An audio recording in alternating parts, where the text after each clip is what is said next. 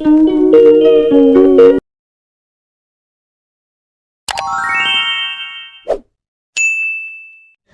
ನಮಸ್ತೆ, welcome back to our YouTube channel. So ಇವತ್ತಿನ vlog ಬಂದು ನಾನು ಹೊಸ್ತಿಲಿಗೆ ಯಾವ ರೀತಿಯಾಗಿ ಡೆಕೋರ್ ಮಾಡ್ತೀನಿ ಅಂತ ಹೇಳಿ ಸಿಂಪಲ್ಲಾಗಿ ಮಾಡ್ತಾ ಇರೋದು, ಬಟ್ ಕೆಲವರಿಗೆ ಹೆಲ್ಪ್ ಆಗ್ಬೋದು ಅಂತ ಹೇಳಿ ಈ ವಿಡಿಯೋನ ಶೇರ್ ಮಾಡ್ತಾ ಇದ್ದೀನಿ. ಸೊ ಇವಾಗ ಅಪಾರ್ಟ್ಮೆಂಟಲ್ಲಿ ಇರ್ಬೋದು ಅಥವಾ ನಾವು ಏನಾದರೂ ಮನೆಯನ್ನು ತೆಗೆದುಕೊಳ್ಬೇಕಾದ್ರೆ ಈ ಮರದಿಂದ ಹೊಸ್ತಿಲನ್ನು ಮಾಡ್ತಾರೆ. ಇವಾಗ ಊರ ಕಡೆ ಆದರೆ ಮರದಿಂದನೇ ಆಲ್ರೆಡಿ ದ್ವಾರನ ರೆಡಿ ಮಾಡಿರ್ತಾರೆ, ಅವಾಗ ಹೊಸ್ತಿಲು ರೆಡಿ ಆಗಿರುತ್ತೆ. ಆದರೆ ಅಪಾರ್ಟ್ಮೆಂಟಲ್ಲಿ ಏನಾಗುತ್ತೆ ಗೊತ್ತಾ, ನಾರ್ಮಲ್ ಆಗಿ ಫಸ್ಟಿಲು ಟೈಲ್ಸ್ ಅಲ್ಲಿ ಇರುತ್ತೆ, ನೋಡ್ಬೋದಲ್ಲಿ ಈ ರೀತಿಯಾಗಿ ಇರುತ್ತೆ. ಟೈಲ್ಸ್ ಅಲ್ಲಿ ಇದ್ದಾಗ ನಮ್ಮ ಹೆಣ್ಮಕ್ಳಿಗೆ ಏನಾಗುತ್ತೆ, ಬೆಳಿಗ್ಗೆ ಹೊಸ್ತಿಲು ಪೂಜೆ ಮಾಡಬೇಕಾದ್ರೆ ಅದಕ್ಕೆ ರಂಗೋಲಿ ಅದೆಲ್ಲ ಬಿಡಿಸ್ಬೇಕಾದ್ರೆ ತುಂಬಾನೇ ಪ್ರಾಬ್ಲಮ್ ಆಗುತ್ತಲ್ವಾ. ಸೊ ಅವಾಗ ಒಂದು ಐಡಿಯಾ ಬಂತು, ಇದಕ್ಕೆ ಏನಾದರೂ ಡೆಕೋರ್ ಮಾಡಿದ್ರೆ ನಮಗೆ ಪೂಜೆ ಮಾಡ್ಲಿಕ್ಕೂ ಕೂಡ ಅನುಕೂಲ ಆಗುತ್ತೆ. ಏನಾದರೂ ಸ್ಟಿಕ್ಕರ್ ತಂದು ಹಚ್ಚಿದ್ರೆ ಏನಾಗುತ್ತೆ, ಒದ್ದೆ ಬಟ್ಟೆಯಿಂದ ಒರೆಸಿದಾಗ ಸ್ಟಿಕ್ಕರ್ ಎಲ್ಲ ಹಾಳಾಗ್ಬಿಡುತ್ತೆ. ಸೊ ನೋಡ್ಬೋದು ಇಲ್ಲಿ ನಾನು ಏನು ಮಾಡ್ತಿದ್ದೀನಿ ಅಂತ ಹೇಳಿದ್ರೆ, ಹೊಸ್ತಿಲಿಗೆ ಶುಕ್ರವಾರ ಪೂಜೆ ಮಾಡಬೇಕಾದ್ರೆ ಹಳದಿಯನ್ನು ಚೆನ್ನಾಗಿ ಮೆಲ್ಟ್ ಮಾಡಿಬಿಟ್ಟು ಹಚ್ಚಿಬಿಟ್ಟು ನಂತರ ಕುಂಕುಮದಿಂದ ಈ ರೀತಿ ಡೆಕೋರ್ ಎಲ್ಲ ಮಾಡ್ತೀನಿ. ಬಟ್ ಇದೇನಾಗುತ್ತೆ ಗೊತ್ತಾ, ಮಕ್ಕಳೆಲ್ಲ ತುಳಿದಾಗ ಹಾಳಾಗ್ಬಿಡುತ್ತೆ, ರಂಗೋಲಿ ಇಟ್ಟಾಗ ಹಾಳಾದರೆ ಬೇಜಾರಾಗುತ್ತೆ, ಜೊತೆಗೆ ಅದನ್ನು ಕ್ಲೀನ್ ಮಾಡಲಿಕ್ಕೂ ಕೂಡ ತುಂಬಾ ರಗ್ಲೆ. ಸೊ ಹಾಗಾಗಿ ನಾನೊಂದು ಐಡಿಯಾ ಮಾಡಿ ಇದನ್ನು ಸ್ಟಾರ್ಟ್ ಮಾಡಿದ್ದೀನಿ. ಸೊ ಕೆಲವರಿಗೆ ಇದು ಹೆಲ್ಪ್ ಆಗ್ಬೋದು, ಎಲ್ರಿಗೂ ಅಲ್ಲ.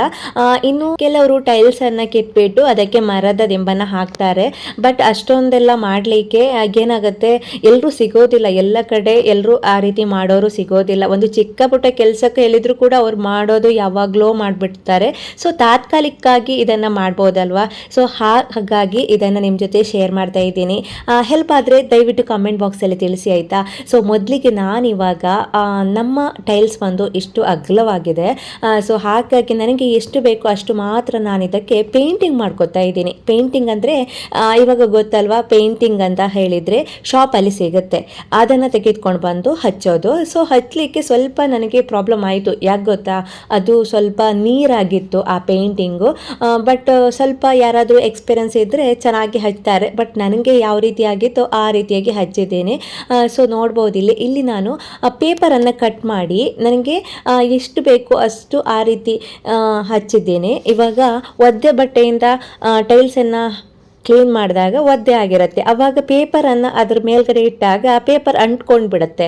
ನಾನಿಲ್ಲಿ ಅಳತೆಗೋಸ್ಕರ ಅಂದರೆ ನನಗೆ ಎಷ್ಟು ಬೇಕು ಅಷ್ಟಕ್ಕೆ ನಾನು ಪೇಂಟಿಂಗ್ ಮಾಡಬೇಕಲ್ವಾ, ಹಾಗಾಗಿ ನಾನಿಲ್ಲಿ ಪೇಪರನ್ನು ಹಾಕಿಬಿಟ್ಟು ಅದ್ರ ಮೇಲ್ಗಡೆ ಪೇಂಟಿಂಗ್ ಮಾಡಿದರೆ ಆವಾಗ ಕಿತ್ತಾಗ ಅದು ನೀಟಾಗಿ ಬರುತ್ತೆ. ನೋಡಿ ಈ ರೀತಿಯಾಗಿ ಹಚ್ಚಿದ್ದೇನೆ. ನಂತರ ಇವಾಗ ನಾನು ಪೇಂಟ್ ಮಾಡ್ಕೋತೀನಿ. ಇನ್ನು ಶ್ರಾವಣ ಕೂಡ ಬಂತಲ್ವಾ, ಹೊಸ್ತಿಲು ಪೂಜೆ ಪ್ರತಿ ಶುಕ್ರವಾರ ಹುಡುಗಿಯರು ಮಾಡೇ ಮಾಡ್ತಾರೆ. ಸೊ ಅವಾಗ ನಮಗೆ ಈ ರೀತಿ ಮಾಡಿದಾಗ ಒಂದು ಪಾಸಿಟಿವ್ ವೈಬ್ ಬರಬೇಕು, ಹೊಸ್ತಿಲು ನೋಡಿದಾಗ ಕೈ ಮುಗಿಬೇಕು, ಆ ರೀತಿಯೆಲ್ಲ ಫೀಲ್ ಆಗುತ್ತಲ್ವಾ. ಸೊ ಹಾಗಾಗಿ ನಾನು ಇದಕ್ಕೆ ಎಲ್ಲೋ ಪೇಂಟನ್ನು ಮಾಡ್ತಾ ಇದ್ದೀನಿ, ಜೊತೆಗೆ ವೈಟ್ ಪೇಂಟಿಂದ ಡೆಕೋರ್ ಕೂಡ ಮಾಡ್ತಾ ಇದ್ದೀನಿ. ಇಲ್ಲಿ ನಾನು ಒಂದು ಎಲ್ಲೋ ಪೇಂಟಿಂಗ್ ಡಬ್ಬ ಹಾಗೂ ಒಂದು ವೈಟ್ ಪೇಂಟಿಂಗ್ ಡಬ್ಬನ ತೆಗೆದುಕೊಂಡು ಬಂದಿದ್ದೀನಿ. ಸೊ ಮತ್ತೇನಿಲ್ಲ, ಡೈರೆಕ್ಟಾಗಿ ಅದನ್ನು ಮಿಕ್ಸ್ ಮಾಡಿಬಿಟ್ಟು ಹಚ್ಚೋದಷ್ಟೇ. ಸ್ವಲ್ಪ ತೆಳುವಾಗಿತ್ತು ನೋಡಿ, ನನಗೆ ಹಚ್ಚಬೇಕಾದ್ರೆ ಅನ್ನಿಸ್ತಾ ಇತ್ತು ಇದು ಹೇಗಾಗುತ್ತೋ ಅಂತ ಹೇಳಿ. ಫಸ್ಟಿಗೆ ಅಷ್ಟೊಂದೇನೋ ಚೆನ್ನಾಗಿಲ್ಲ ಅಂತ ಅನ್ನಿಸ್ತು, ಆಮೇಲೆ ನೀಟಾಗಿ ಅದು ಬಂದಿದೆ ನೋಡಿ. ಇದು ಸಾಧಾರಣ ನಾನು ಮಧ್ಯಾಹ್ನದ ಹೊತ್ತಿಗೆ ಮಾಡ್ತಾ ಇದ್ದೀನಿ. ಬೆಳಿಗ್ಗೆನೇ ಮಾಡಿಬಿಟ್ರೆ ನೆಕ್ಸ್ಟ್ ಡೇ ಬೆಳಿಗ್ಗೆ ಅದು ಡ್ರೈ ಆಗಿಬಿಡುತ್ತೆ. ನಾನು ಯಾಕೆ ಮಧ್ಯಾಹ್ನ ಮಾಡ್ತಾ ಇದ್ದೀನಿ ಅಂತ ಹೇಳಿದರೆ, ನನ್ನ ಸ್ಕೂಲಿಂದ ಕರ್ಕೊಂಡು ಬರಬೇಕಾದ್ರೆ ಈ ಪೇಂಟಿಂಗನ್ನು ತೆಗೆದುಕೊಂಡು ಬಂದೆ. ತೆಗೆದುಕೊಂಡು ಬಂದ ತಕ್ಷಣವೇ ಮಾಡಲಿಕ್ಕೆ ಸ್ಟಾರ್ಟ್ ಮಾಡಿದೆ, ಯಾಕಂದರೆ ನಾಳೆ ಗುರುವಾರ ಕೂಡ ಇತ್ತು. ಸೊ ನಾಳೆ ಒಳಗೆ ಅದು ಕ್ಲೀನಾಗಿ ನೀಟಾಗಿ ಡ್ರೈ ಆಗುತ್ತೆ ಅಂತ ಹೇಳಿ ಮಾಡಿದೆ. ಬಟ್ ಇದೇ ರೀತಿಯಾಗಿ ಹಚ್ಕೊಳ್ತಾನೆ ಬಂದೆ. ಇನ್ನು ನಮ್ಮ ಮನೆಯಲ್ಲಿ ಗಾಳಿ ಅಂತೂ ತುಂಬ ಚೆನ್ನಾಗಿ ಬರುತ್ತೆ, ಗಾಳಿ ಹೊಡೆದಾಗ ಅದು ಬೇಗ ಡ್ರೈ ಆಗಿಬಿಡತ್ತೆ. ಮಕ್ಕಳಿದ್ದಾಗ ಸ್ವಲ್ಪ ಜಾಗ್ರತೆ ಬೇಕು, ನಮ್ಮ ಮಕ್ಕಳು ಆ ರೀತಿಯೆಲ್ಲ ಹಾರೋದು ಆ ರೀತಿಯೆಲ್ಲ ಮಾಡೋದಿಲ್ಲ. ಒಮ್ಮೆ ಏನಾದರೂ ಇದೆ ಅಲ್ಲಿ ಹೋಗಬೇಡ ಅಂತ ಹೇಳಿದರೆ ಕೇಳ್ತಾರೆ. ಆದರೂ ಕೂಡ ನೈಟ್ ಏನಾಗಿತ್ತು, ಹಸ್ಬೆಂಡ್ ಬರಬೇಕಾದ್ರೆ ನಾನು ಹೇಳೋದೇ ಮರೆತುಬಿಟ್ಟೆ, ಕಾಲಿಟ್ಬಿಟ್ರು. ಬಟ್ ಆವಾಗಲೇ ಅದು ಅರ್ಧ ಅಂಶ ಡ್ರೈ ಆಗಿತ್ತು, ಏನೂ ಆಗಿರಲಿಲ್ಲ. ನೆಕ್ಸ್ಟ್ ಡೇ ಅಂತೂ ತುಂಬ ಚೆನ್ನಾಗಿ ಡ್ರೈ ಆಗಿತ್ತು. ನಾನು ಇದಕ್ಕೆ 2 ಕೋಟ್ ಹೊಡೆದಿದ್ದೀನಿ, ಯಾಕಂದರೆ ಅದು ತೆಳ್ಳು ತೆಳುವಾಗಿತ್ತು. ಸೊ ಹಾಗಾಗಿ ಎರಡೆರಡು ಸಾರಿ ಹಚ್ಚಿದ್ದೇನೆ. ಇನ್ನು ವೈಟ್ ಪ್ಯಾಂಟಲ್ಲಿ ಡೆಕೋರ್ ಮಾಡಬೇಕಾದ್ರೆ ಏನಾಯಿತು, ಅದು ತುಂಬಾ ತೆಳುವಾಗಿತ್ತು ಆಯಿತಾ. ಆವಾಗ ಸ್ವಲ್ಪ ಲಿಕ್ವಿಡ್ ಆ ಕಡೆ ಈ ಕಡೆ ಆಯಿತು. ತಾತ್ಕಾಲಿಕವಾಗಿ ನಾನು ಈ ರೀತಿ ಮಾಡಿದ್ದೆ. ಇನ್ನು ನೆಕ್ಸ್ಟ್ ಬೇಕಾದರೆ ಅದನ್ನು ತೆಗೆದುಬಿಟ್ಟು ಮತ್ತೆ ನಾವು ಚೆನ್ನಾಗಿ ಪೇಂಟಿಂಗ್ ಮಾಡೋದಾದರೂ ಕೂಡ ಮಾಡ್ಬೋದು. ಸೊ ಮೊದಲನೇ ಸಾರಿ ನಾನು ಪೇಂಟಿಂಗ್ ಮಾಡ್ತಾ ಇದ್ದೀನಿ. ನನಗೆ ಅನ್ನಿಸ್ತು ಓಕೆ, ಒಂದು 75% ಸ್ಯಾಟಿಸ್ಫ್ಯಾಕ್ಷನ್ ಇತ್ತು. ನೋಡಿ ಫೈನಲ್ ತನಕ ಹೇಗೆ ಬಂದಿದೆ ಅಂತ ಹೇಳಿ.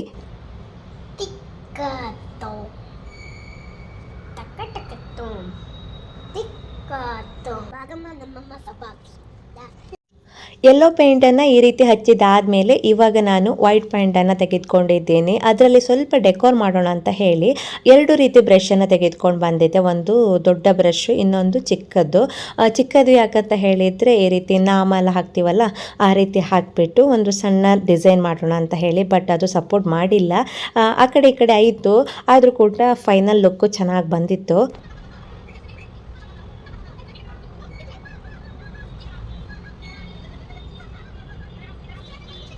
ಇವಾಗ ಸೈಡಲ್ಲಿ ಈ ರೀತಿ ಹಚ್ಚೋಣ ಅಂತ ಹೇಳಿ ಹೋದೆ. ಬಟ್ ಅದೇನಾಗಿತ್ತು, ಲಿಕ್ವಿಡ್ ಕೆಳಗಡೆನೇ ಬರ್ತಾ ಇತ್ತು.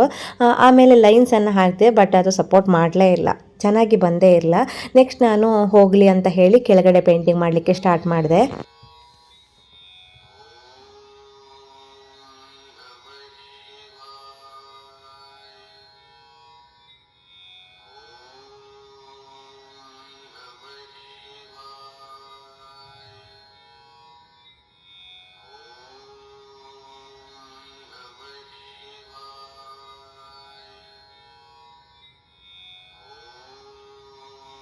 ಇನ್ನು ಮನೆಗೆ ಮೇಯ್ನಾಗಿ ಕಳೆ ಬರೋದೇ ಹೊಸ್ತಿಲಿಂದ ಅಲ್ವಾ.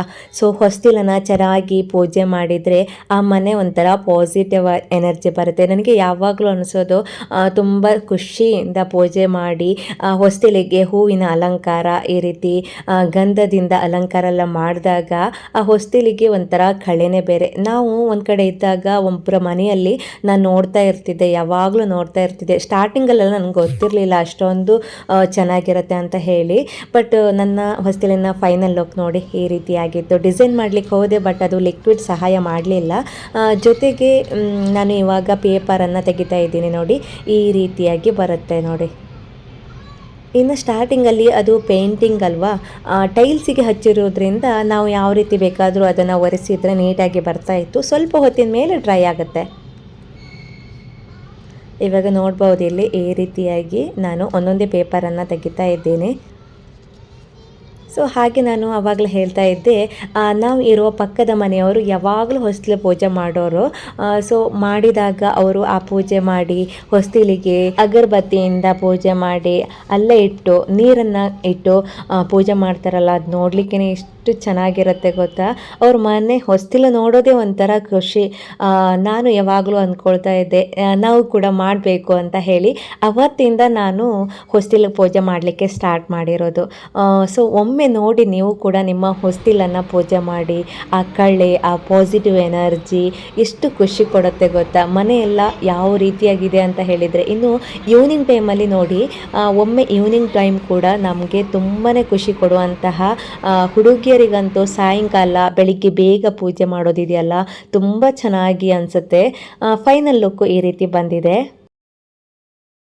ನಾನು ಪೇಂಟಿಂಗ್ ಮಾಡಿರೋದು ಬುಧವಾರ ಮಧ್ಯಾಹ್ನ, ಇನ್ನು ಗುರುವಾರ ಬೆಳಗ್ಗೆನೇ ಪೂಜೆ ಮಾಡಬೇಕಲ್ವಾ. ಸೊ ಹಾಗೆ ಹೊಸ್ತಿಲು ಪೂಜೆನ ಮಾಡಲಿಕ್ಕೆ ಶುರು ಮಾಡಿದ್ದೀನಿ. ಸೊ ಬೆಳಿಗ್ಗೆ ಆಗೋದ್ರೊಳಗೆ ಹೊಸ್ತಿಲು ಕೂಡ ಡ್ರೈ ಆಗಿತ್ತು. ಜೊತೆಗೆ ಇವಾಗ ನಮ್ಮ ಗಿಡದಲ್ಲೇ ಬೆಳೆದಿರುವಂತಹ ಹೂಗಳಿಂದ ಹೊಸ್ತಿಲನ್ನು ಸ್ವಲ್ಪ ಡೆಕೋರ್ ಮಾಡಿ ಪೂಜೆ ಮಾಡೋಣ ಅಂತ ಹೇಳಿ.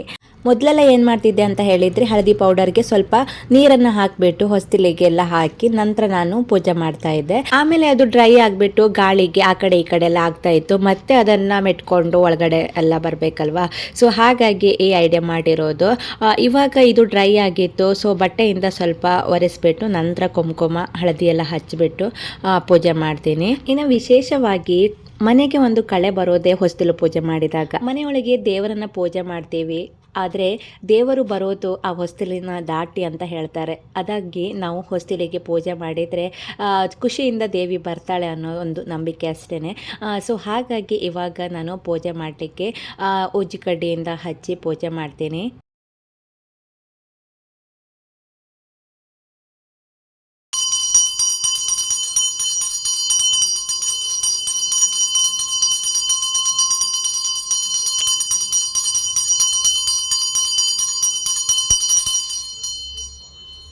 ಮೊದಲಿಗೆ ಹೊಸ್ತಿಲು ಪೂಜೆ ಮಾಡಿಕೊಂಡು ಇವಾಗ ನಾನು ಪೂಜೆ ಮಾಡಲಿಕ್ಕೆ ಬಂದೆ. ಇವತ್ತು ಗುರುವಾರ ಕೂಡ. ವಾರದಲ್ಲಿ ನನಗೆ ಗುರುವಾರ, ಶುಕ್ರವಾರ ಮತ್ತು ಶನಿವಾರ ವಿಶೇಷ ದಿನ ಅಂತ ಹೇಳ್ಬೋದು. ನಾನು ಯಾವಾಗಲೂ ನಾನ್ ವೆಜ್ ಎಲ್ಲ ತಿನ್ನೋದಿಲ್ಲ ಆ ಟೈಮಲ್ಲಿ. ಮತ್ತು ಇವಾಗ ಶ್ರಾವಣ ಕೂಡ ಸ್ಟಾರ್ಟ್ ಆಯಿತು. ಇನ್ನೂ 1 ತಿಂಗಳು ನಾನ್ ವೆಜ್ ಕೂಡ ಮಾಡೋದಿಲ್ಲ. ಹಾಗೆ ಇವತ್ತು ಗುರುವಾರ ರಾಯರ ಪೂಜೆ ಕೂಡ ಇತ್ತು. ಸ್ವಲ್ಪ ದಿನದ ಹಿಂದೆ ಅಂದರೆ 18 ವಾರಗಳೇ ಆಯಿತು ಪೂಜೆ ಮಾಡಲಿಕ್ಕೆ ಸ್ಟಾರ್ಟ್ ಮಾಡಿ. ಪ್ರತಿ ಗುರುವಾರ 108 ಸಾರಿ ರಾಘವೇಂದ್ರಾಯ ನಮ ಅಂತ ಬರೆದು ಪೂಜೆ ಮಾಡ್ತೀನಿ. ಇವತ್ತು ಬಂದು 18ನೇ ವಾರ. ಪ್ರತಿದಿನ ಪೂಜೆ ಮಾಡಿದರೂ ಕೂಡ ವಾರದಲ್ಲಿ 1 ಅಥವಾ 2 ದಿನ ಶ್ರದ್ಧೆ ಭಕ್ತಿಯಿಂದ ತುಂಬ ಹೊತ್ತು ಟೈಮ್ ಸ್ಪೆಂಡ್ ಮಾಡೋದು ಅಂತ ಹೇಳಿದರೆ ಗುರುವಾರ, ಶುಕ್ರವಾರ.